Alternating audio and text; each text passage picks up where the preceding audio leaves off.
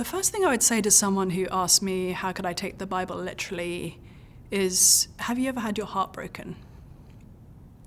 Now, if they're over the age of 15, the answer will almost certainly be yes. And then I would ask them to examine what they meant when they said that, and to realize that they're not reporting on a cardiac arrest or a physical heart condition. They're communicating a profound truth through a metaphor. The Bible is full of those metaphors. Jesus in particular actually was a master of metaphor. So Jesus is the good shepherd. He is the light of the world. He is the true vine. He is the way, the truth, and the life. He is the source of living water.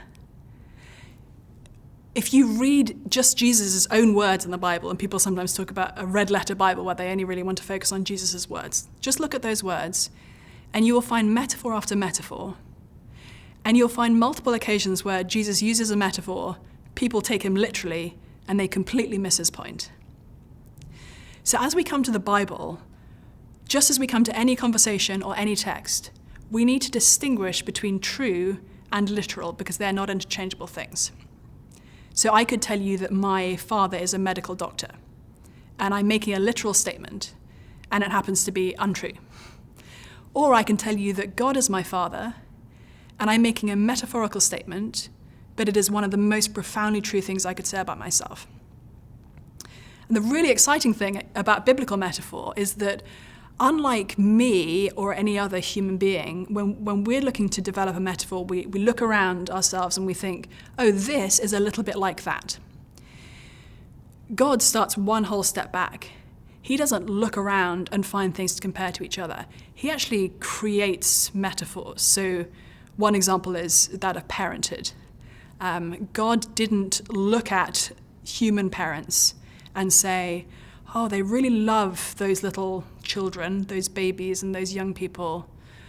My love is a bit like that, so I'm going to use that as a metaphor to express my love. God actually created parenthood so that we would get a glimpse of his love. And if you take the biblical metaphors seriously, so much of the fabric of our lives is actually an embodied metaphor to help us get a glimpse of God's love and God's glory.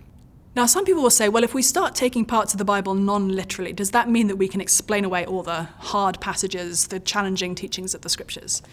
Absolutely not. So Jesus, for example, said, enter through the narrow gate, for wide is the gate and broad is the path that leads to destruction, and many find it. That is an extremely challenging teaching, and it is expressed through a metaphor.